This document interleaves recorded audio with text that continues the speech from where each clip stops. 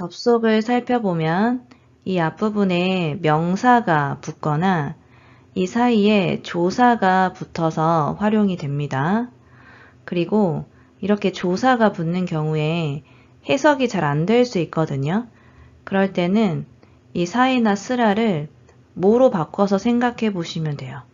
예를 들어서 이런 표현이 있잖아요. 그럼 이게 해석이 잘 안 될 때 이 사이를 뭐로 바꿔서 해석하면 해석이 됩니다. 이거는 초등학생도 풀 수 있어 이런 의미가 되는 거죠. 사이랑 쓰라가 똑같냐라는 질문을 많이 하시거든요. 근데 똑같지는 않겠죠. 그런데 그 차이를 지금 구별하기는 쉽지 않습니다. 이게 품사로 치면 조사에 들어가요. 근데 여러분 조사 공부해 보셔서 아시겠지만 지금 N2인데도 니랑 대 아직 헷갈리시죠? 그리고 저희 첨삭할 때도 보면 을을 자리에 오 썼을 때 오 아니고 가 쓰셔야 돼요. 오 아니고 니 쓰셔야 돼요. 이런 식으로 첨삭 많이 받으시잖아요. 그러니까 조사 같은 경우에는 경우의 수가 많아요. 그래서 이걸 정확하게 쓰려면 그 모든 경우의 수를 다 공부해야 됩니다. 그래서 이것도 조사기 때문에 복잡해요. 경우의 수가 되게 많아요. 그냥 결론만 얘기하면 이 앞에 뭐 범위의 한정이 오느냐, 숫자 명사가 오느냐, 주격이 오느냐, 아니면 극한이 오느냐, 뭐 최소, 최저가 오느냐 이런 거에 따라 달라지거든요. 딱 들어도 뭔지 잘 모르겠잖아요. 그래서 이거는 N2 단계에서 할 내용은 아니고 좀 더 고급 레벨에 올라가신 다음에 구별하셔야 돼요. 그러면 지금 단계에선 어떻게 하면 되냐면 여러분이 회화를 많이 하신다 하시면 사회 위주로 연습해 주시면 됩니다. 그 쓰라는 약간 문어체 느낌이 나요. 그러니까 말투가 좀 더 딱딱합니다. 그리고 이제 사회가 굳어져 있는 표현들이 많아요. 예를 들면 사회 바라는 문법이 있죠. 이게 보통 N3에서 한번 배우고 N1에서 한번 배우거든요. 근데 이제 이 문법이 이거를 쓰라로 바꿀 수 없어요. 그냥 사의 바가 한 세트입니다. 그리고 어휘 중에서도 이렇게 한 세트로 묶여 있는 경우가 있어요. 이게 그렇지 않아도 안 그래도 이런 의미거든요. 예를 들어서 타다대사에 이소가시노니 안 그래도 바쁜데 일이 너무 많아 이런 식으로 단어처럼 굳어져 있는 경우에는 이걸 쓰라로 바꿀 수 없어요. 그러니까 지금 전체적으로 보면 회화체에서는 사회가 좀 더 많이 쓰고 문법이나 어휘에서도 이렇게 사회가 들어가는 표현들이 있어서 쓰라로 바꿀 수 없거든요. 그렇기 때문에 연습하실 때는 사회 위주로 연습해 주시면 됩니다. 나머지는 예문 보면서 설명드릴게요. あの二人は仲がいいのに電話番号すら知らないらしい. 명사에 바로 붙고요. 여기에 no를 많이 넣으시거든요. 이게 no 붙는 자리 아닙니다. 이게 조사라서 그냥 붙이시는 거예요. 그리고 쓰라랑 사이의 기본적인 용법은 이겁니다. 최소, 최저. 그러니까 두 사람은 사이가 좋은데 전화번호조차 모른다. 그러니까 이 최소, 최저의 느낌으로 보시면 돼요. 山田さんは韓国に住んで10年も経つのに挨拶すら韓国語でできないらしい。 쓰라나 사이가 최소, 최저 이런 느낌이라고 했잖아요. 한국에서 10년을 살면 아무리 못해도 최소한 인사 정도는 할 수 있어야 되잖아요. 그러니까 그런 개념으로 보시는 거예요. 최소, 최저. 그 다음에 여러분 작문하실 때 진짜 기상천외한 답이 나오는 패턴이 있어요. 여기. 한국에 산지 10년. 이 산지, 뭐뭐 한지 여기를 정말 다양한 방법으로 쓰시거든요. 그냥 태형으로 쓰시면 돼요. 예를 들어 산책 나간 지 2시간. 어떻게 하죠? 이렇게 산본이 이때 2시간. 이런 식으로 쓰시면 됩니다. 이거 기억해 주세요. 君にすら解けない問題だなんてどんなに難しい問題なんだ? 지금 드리는 설명은 여러분이 자주 하시는 질문이거든요. 어려워도 꼭 기억해 주셨으면 합니다.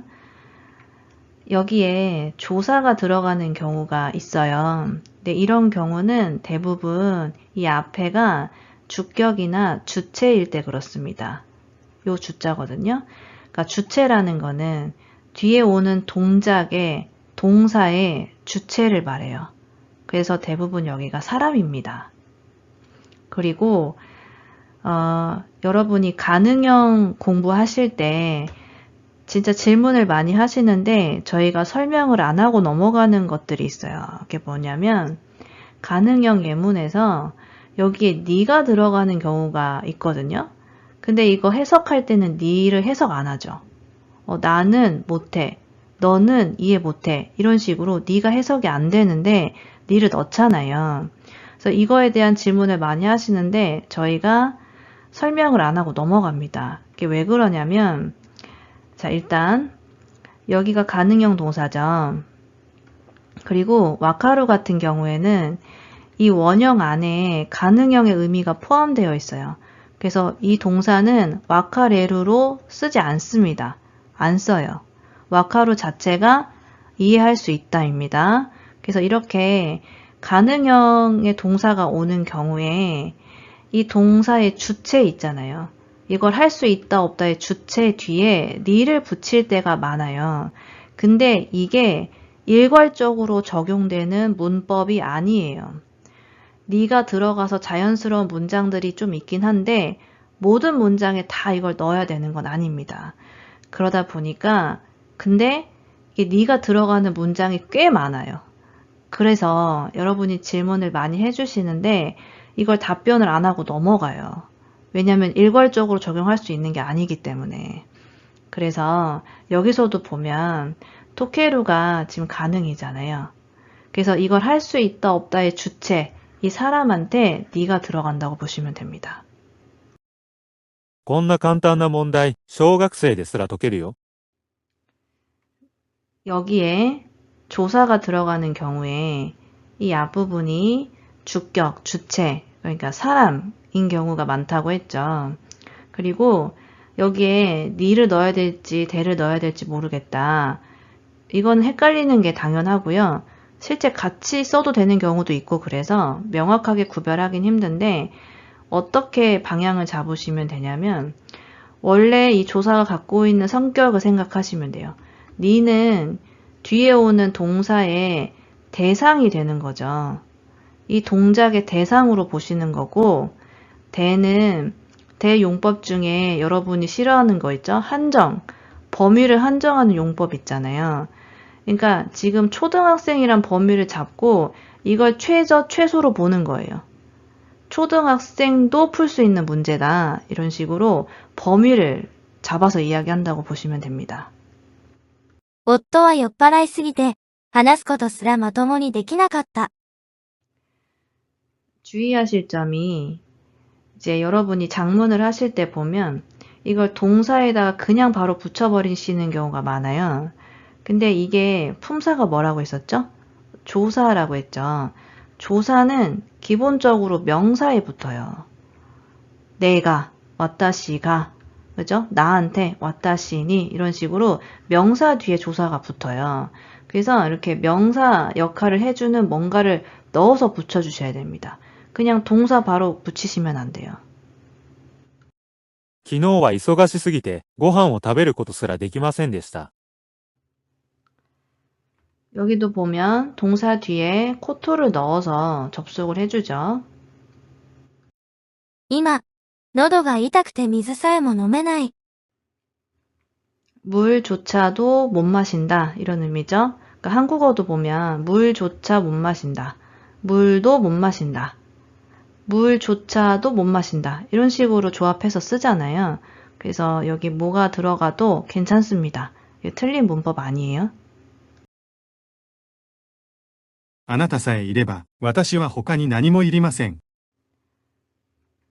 이거는 저희 N3에서 했던 문법 중에 하나죠. 사의 바. 여기서의 바는 가정법, 조건형 바형을 말하는 겁니다. 彼の両親でさえ、彼の行方を知らなかった。 여기 조사가 들어가는 경우에 이 앞부분이 주격이나 주체인 경우가 많다. 그러니까 사람인 경우가 많다라고 했었죠. 彼女は妊娠の事実を親にさえ知らせなかった。 이것도 보면 이거는 니대 헷갈리지 않을 것 같아요. 왜냐하면 이 뒤에 동작의 대상이라는 게 확 보이잖아요. 시라세루는 알려주는 거, 통보하다, 통지하다 이런 거죠. 이 통지하는 대상이니까 이럴 때는 니를 넣어주시면 됩니다. 今の私にはこんな簡単な仕事さえできません。 자, 여기도 보면 여기 뒤에 가능형 나와가지고 여기 니 붙었죠. 요런 패턴들 많이 외워놓으시면 좋아요. 昨日は体調が悪くて歩くことさえできず、ずっと横になっていました。 동사에 붙이실 때는 명사화해서 붙여주셔야 됩니다. 그리고 이제 스라랑 사이를 공부하시다 보면 이게 명확하게 확 와닿지가 않아서 아마 영상도 많이 찾아보시고 교재도 이것저것 많이 찾아보실 거예요. 근데 그걸 봐도 명확한 느낌이 안 들죠.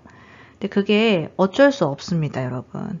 특히 이거 조사 들어가는 것 때문에 헷갈리시는 분들은 시간이 좀 더 많이 필요해요.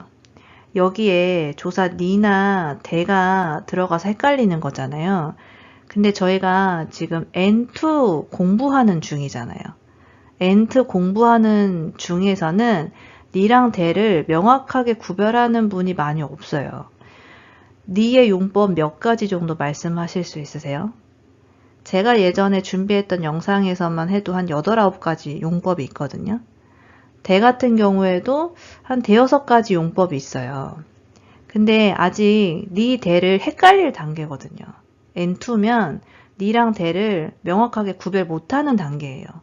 근데 거기에다가 지금 사회 자체도 조사기 때문에 이것도 여러 용법이 있어요. 제가 설명을 안 했을 뿐이지 여러 용법이 있기 때문에 이게 조합이 되면 좀 어렵습니다. 지금 단계에서는. 그렇기 때문에 명확하지 않고 그리고 니를 넣어도 대를 넣어도 둘 다 괜찮은 경우도 있고 그래요. 그래서 지금 이 조사 넣는 것 때문에 너무 스트레스 안 받으셨으면 좋겠어요. 근데 이제 제가 아까 말씀드렸던 그런 패턴들 있잖아요. 사람 뒤에 온다. 그러니까 주격, 주체 뒤에 온다. 그리고 뒤에 가능 동사가 오는지 보시고 이런 포인트 좀 잡아가지고 예문을 보다 보시면 패턴이 보이실 거예요.